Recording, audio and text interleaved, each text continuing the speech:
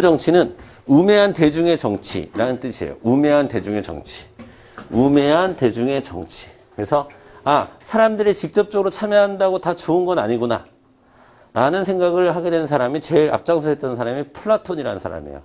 자신의 스승인 소크라테스가 중우정치에 의해서 감옥에 가서 그렇게 죽자 플라톤은 대중들이 다 참여한다고 해서 반드시 좋은 정치는 아니구나 라는 생각을 하게 됐고, 그래서 플라톤은 이 중우정치에 반대하는 사상을 주장합니다. 그게 바로 철인정치라고 하는 거예요. 자, 여기서 얘기하는 철인정치는 철인 3종 경기, 철인 5종 경기 할 때 그 철인이 아니죠. 여기서는 똑똑한 사람이란 뜻이에요. 똑똑한 사람. 똑똑한 사람의 정치. 다른 말로 하면 엘리트 정치를 얘기하는 겁니다. 엘리트 정치. 자, 그러니까 고대 그리스 아테네에 직접이고 제한적인 민주주의가 있었다. 어디에? 민회에. 자, 그러나 그것이 마냥 좋은 거는 아니었다. 중우정치란 폐단도 있었고 그 중우정치 폐단에 반대하는 흐름 또한 있었다. 여기까지만 여러분 정리하시면 돼요. 고대에서는. 자, 그리고 중세로 넘어옵니다. 중세로 넘어와서 중세의 암흑기를 보내고 그 다음에 절대 왕정 시기가 딱 도달하자. 이때 이 절대 왕정 시기를 떠받치고 있었던 게 있어요. 우리 한국사로 얘기하면 한국사는 신라 고려 이럴 때 왕죽불 사상 이런 게 굉장히 유행해서, 왕죽불이라는 것은 왕이 곧 부처다 이런 뜻이에요. 그러니까 왕권을 강화하기 위해서 그런 사상들을 만들어내는 것처럼 이때도 절대 왕정을 지탱하기 위해서 만들어낸 사상이 바로 왕권 신수설이라고 하는 거예요. 왕권 신수설.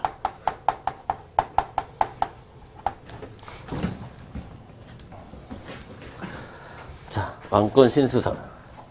왕권은 신으로부터 직접 받은 것이다 라는 주장으로 절대왕정을 떠받쳤습니다. 근데 절대왕정을 지지하고 절대왕정의 기반이 됐던 계급계층은 상공인 세력이었어요. 근데 상공인 세력들이 점점 힘이 강해지니까 점점 이런 생각을 하게 되는 겁니다. 우리가 언제까지 왕을 떠받쳐야 돼? 라는 생각을 하게 되고, 우리가 언제까지 돈을 대야 돼? 이런 생각을 하게 되면서 그들이 서서히 이제 계몽사상은요, 여러분, 개인주의, 합리주의, 이성주의, 이런 걸 얘기하는 거예요. 개인주의, 합리주의, 이성주의, 이런 걸 얘기하는 건데. 자, 그리고 문화적으로 얘기하면 르네상스, 인본주의, 이런 걸 얘기하는 건데, 그런 것까지 우리가 알 필요는 없고요. 알 필요는 없고, 계몽사상에서 우리가 꼭 알고 넘어가야 될 것은 뭐예요? 계몽사상에서 뭐가 등장했냐면 천부인권설이 등장했다는 거예요. 천부인권설. 자, 이 천부인권설은 엄청나게 중요한 사상입니다. 이 천부인권설이 중세의 끄트머리에 등장했기 때문에 이것을 기반으로 근대라는 세상이 열릴 수 있었던 거예요. 유럽에서. 자, 근대라는 세상을 연 것은 누구냐? 바로 사회계약설이라고 하는 거. 사회계약자. 사회계약설을 주장했던 사회계약자가 되는 겁니다. 그래서 근대의 출발점은 여러분 사회계약설로 잡아주시면 됩니다. 사회계약설.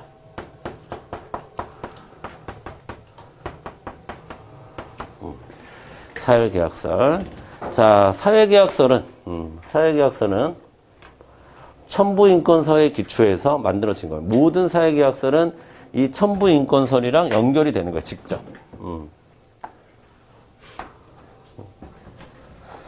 자, 보세요, 여러분. 자, 절대왕정 시기에는 이런 논리가 있었어요. 신이 왕에게 권력을 줬고 왕이 백성들을 다스리는 거구나. 이런 논리가 성립이 됐었는데, 자,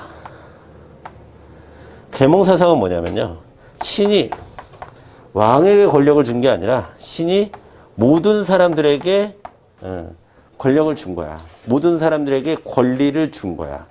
근데 그 권리를 잘 행사하기 위해서 우리는 사회를 만드는 거지.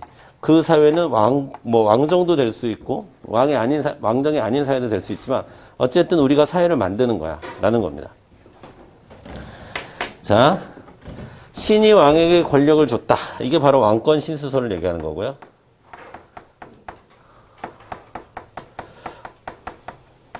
자, 자, 신이 직접 우리에게 권력을 줬다. 천부인권설을 얘기하는 거죠.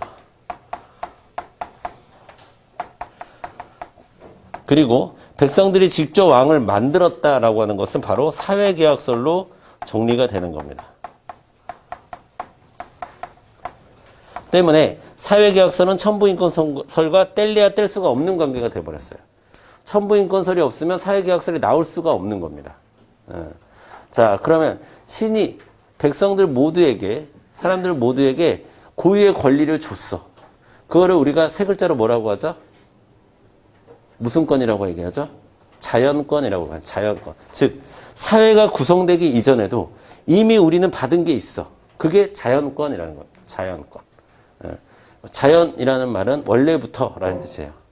좀 더 구체적으로 말씀드리면 사회가 구성되기 이전부터 우리는 권리를 갖고 있었어.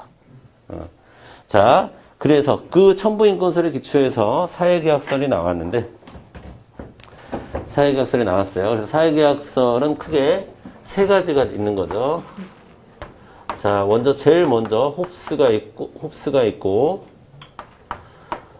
로크가 있고, 루소가 있습니다.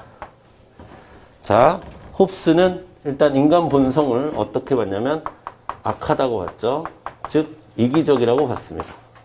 그리고 우리는 성악설이라고 얘기하고, 로크는 자, 인간이 악할 수도 있고 선할 수도 있다. 그걸 우리가 백지설, 성무선악설이라고 얘기를 하고, 그 다음에 루소는 인간은 이타적이다.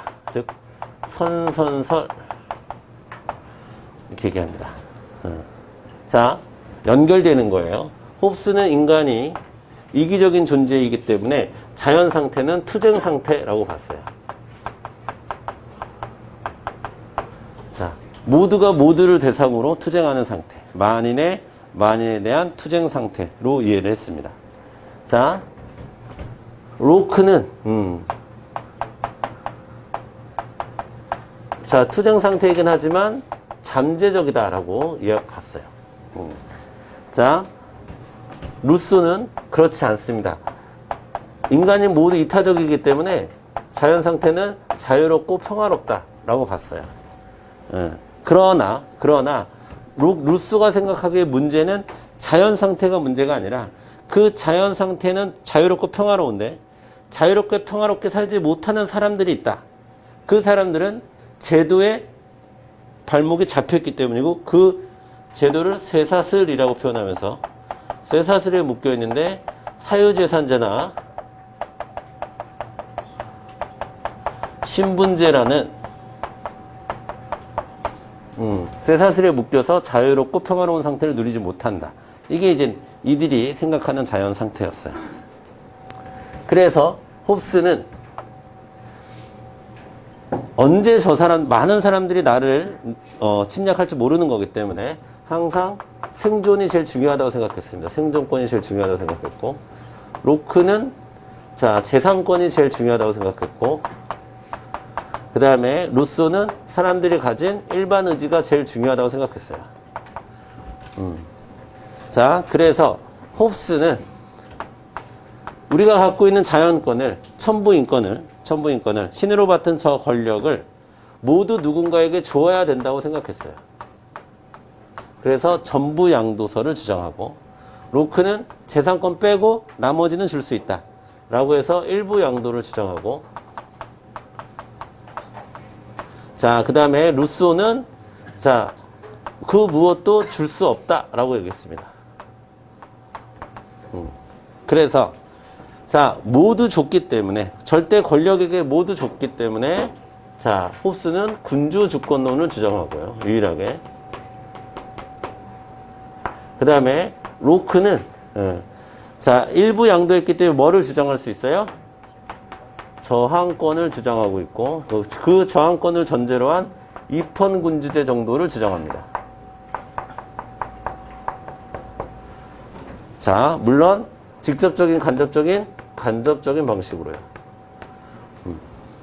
자, 루소는 사람들이 양도할 수 없는 고유의 이타심, 즉 일반 의지를 가지고 있기 때문에, 자, 이 모든 사람들이 직접적으로 정치에 참여하면 모든 문제는 해결된다라고 하는 다소 고대에나 있을 법한 근대적인 사고라고 하기에는 다소 이상적인 그런 주장을 하게 되죠. 자, 그래도 우리는 로크와 루소를 묶어서 국민주권론을 주장했다라고 이제 묶을 수는 있습니다. 자, 여기에 영향을 받아서 일어난